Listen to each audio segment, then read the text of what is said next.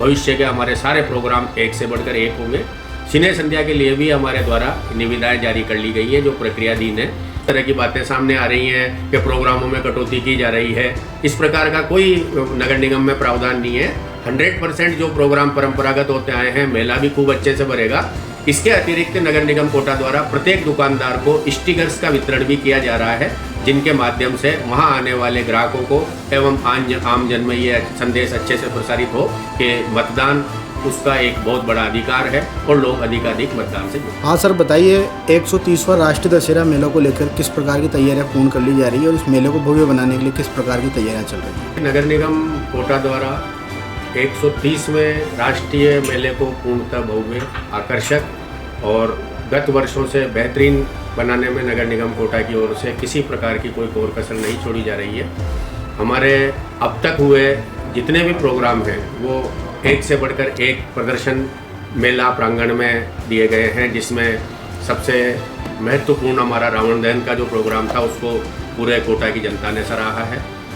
इसके साथ ही रामलीला का मंचन जो हमारा 15 अक्टूबर से चालू हो गया था, गत 2 दिन पहले जो रामलीला का समापन हुआ है, रामलीला को भी कोटा की जनता ने बहुत अच्छे से सराहा है। इसके बाद हमारा कल पहला प्रोग्राम जो विजयश्री रंगमंच पे आयोजन होता है वो सिंधी कार्यक्रम का था। सिंधी कार्यक्रम में सभी जो लोग हैं और सिंधी जो समाज है उसकी मांग के ऊपर ही हमने जिस परमानंद पिंटू गायक कलाकार को सिंधी प्रोग्राम के लिए बुलाया था, उनके द्वारा अपनी शानदार प्रस्तुति से लोगों का मन मोहा है। आज हमारा पर्यटन विभाग की ओर से एक सांस्कृतिक कार्यक्रम का आयोजन है, जिसे भी पूर्ण लोक लुभावन बनाने का प्रयास नगर निगम द्वारा किया जा रहा है। इसके अतिरिक्त हमारे लगभग सभी प्रोग्राम, जिसमें भोजपुरी कार्यक्रम है, कव्वाली है, भजन संध्या है, इन प्रोग्राम्स को भी नगर निगम कोटा द्वारा फाइनल कर लिया गया है और इन सब के कार्यादेश प्रक्रियाधीन है। कल हमारी शाम को भजन संध्या रहेगी और उस भजन संध्या का भी कोटा की जनता बहुत अच्छे से लुत्फ लेगी। इस मेले को आकर्षक बनाने के लिए जो हमारे द्वारा किया जाता है वो पूर्णतः किया जा रहा है। कुछ लोगों द्वारा इसमें अनावश्यक भ्रांतियाँ फैलाई जा रही हैं कि ये प्रोग्राम नहीं होगा, वो प्रोग्राम नहीं होगा। ऐसा नहीं है। परंपरागत रूप से नगर निगम कोटा द्वारा जिन कार्यक्रम उसका आयोजन किया जाता रहा है उन्हीं प्रोग्राम का आयोजन होगा। जैसे आज कुछ भ्रांति ये भी थी कि वुशु प्रतियोगिता इस बार नहीं होगी, लेकिन वो कल से हमारी वुशु प्रतियोगिता भी चालू हो जाएगी। कुश्ती संघ वालों से भी हमारी बात चल रही है। अब तक रामकथाएँ और विभिन्न स्थानों पर होने वाली रामलीलाओं को भी बहुत अच्छे से कलाकारों द्वारा प्रदर्शित किया गया है। भविष्य के हमारे सारे प्रोग्राम एक से बढ़कर एक होंगे।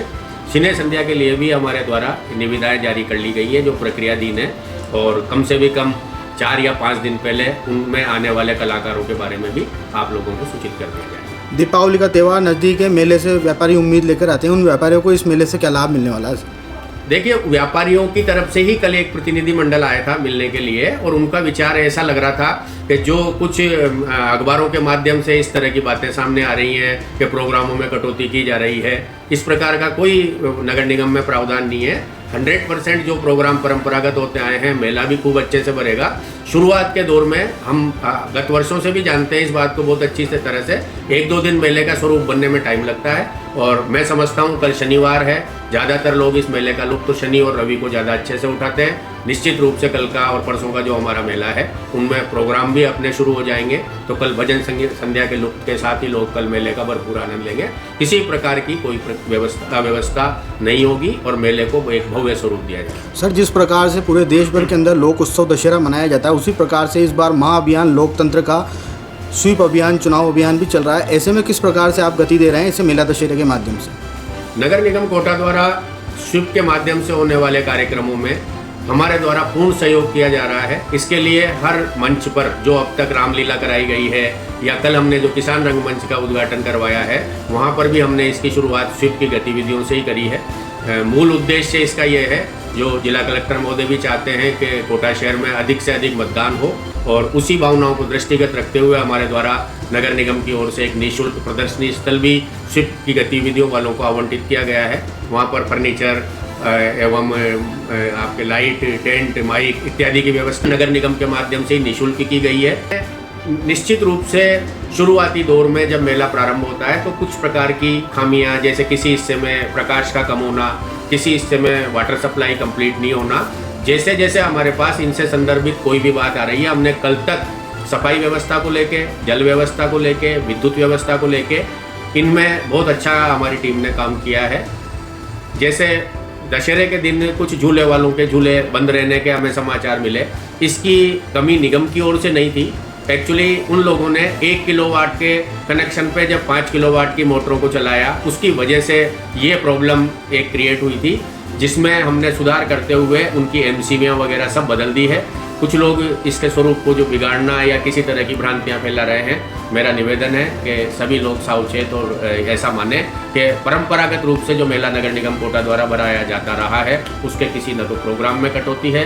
व्यापारियों को भी कल हमने विधिवत बुलाकर उनको सुना है और उनकी समस्याओं पर पूर्ण गौर करते हुए जो जो उनकी तरफ से हमें अवगत कराया गया, उस पर तत्काल कार्रवाई करते हुए सफाई, पानी, लाइट इत्यादि की व्यवस्था को दुरुस्त किया गया। समाज सेवी संगठनों को और समाज सेवियों का किस प्रकार से नगर निगम को या मेला दशहरा का या आप लोगों को किस प्रकार से सहयोग मिल रहा है इस उत्सव को आगे बढ़ाने के लिए, बड़ा और भव्य करने के लिए? देखिए, हमारा प्रयास ये होता है कि नगर निगम में होने वाले सभी प्रोग्राम जो विभिन्न धर्मों से जुड़े हुए हैं, उनमें सिंधी प्रोग्राम होता है, कल्चरल प्रोग्रामों में आपके कव्वाली होती है, मुशायरा होता है, तो हम जो नगर निगम में इसकी प्रतिस्पर्धात्मक दरें डालने वाले लोग होते हैं, उनको पूर्व से ही ये सावचेत करते हैं कि आप बिहारी प्रोग्राम के लिए बिहारी लोगों से संपर्क करके उनकी मनपसंद का कलाकार बुलाएं, सिंधी कार्यक्रम में सिंधी लोगों से संपर्क करके उनको बुलाएं, आपके कव्वाली और मुशायरे जैसे प्रोग्राम के अंदर जो यहाँ के प्रबुद्ध जन हैं उनसे संपर्क करके उन कलाकारों का चयन करें, ताकि नगर निगम को उन कलाकारों को बुलाने के साथ ही जो इसके रसिया लोग हैं, इच्छुक लोग हैं, उनको सुनने में उन लोगों को ज़्यादा आनंद है।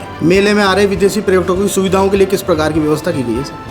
सामान्यतया मेले में जो विदेशी पर्यटक आते हैं उनका जुड़ाव हमारे प्रथम दिन से होता है, जिसमें रावण दहन को वो विशेष रूप से देखने के लिए आते हैं।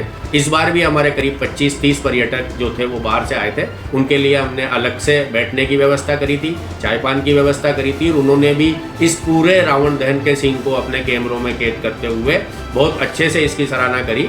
हम इससे अभिभूत हैं कि उन्होंने हमारे नगर निगम द्वारा इस रावण दहन को जो आम जन ने, कोटा की जनता ने सराहा है, हमारे द्वारा भव्य आतिशबाजी को अंजाम दिया गया था, जो अब तक की परंपरागत आतिशबाजियों से कहीं बेहतर रूप था, जिसकी लोगों ने सराहना की। मेला समापन पे क्या रोमांच रहने वाला है? मेला समापन पर हमारा इस बार प्रयास ये है कि एक हमेशा हम इसमें पर्यटन विभाग की प्रस्तुति या WZCC के माध्यम से किसी प्रोग्राम को कराते हैं, पर हमारा ये है कि इस बार इसमें भी कोई बड़ा इवेंट किया जाए, जिससे मेले के आखिरी दिन को भव्य आतिशबाजी के साथ भव्य और सुंदर कलाकारों की प्रस्तुति के माध्यम से आकर्षक और रोचक बनाए। मेले में अधिक से अधिक पब्लिक आए और जो इस वक्त अभी आपको सुन रही है, ज़्यादा से ज़्यादा मेले में विजिट करें, उन्हें सीधा क्या संदेश देना चाहते हैं आप? मेरा तो कोटा की आम जनता से यही अपील है कि अधिकाधिक तो मेले में पधारें, अनुशासित रहें, किसी भी प्रकार की समस्या या कोई कमी हमारे को व्यक्ति से आकर बताएं। नगर निगम में समस्त अधिकारी अवकाश के दिन में भी उपलब्ध रहते हैं। अगर किसी तरह की ऐसी कोई व्यवधान है, कोई कमी है, तो हम उसका स्वागत करें। प्रेम शंकर शर्मा, मुख्य अभियंता एवं अतिरिक्त मेलाधिकारी।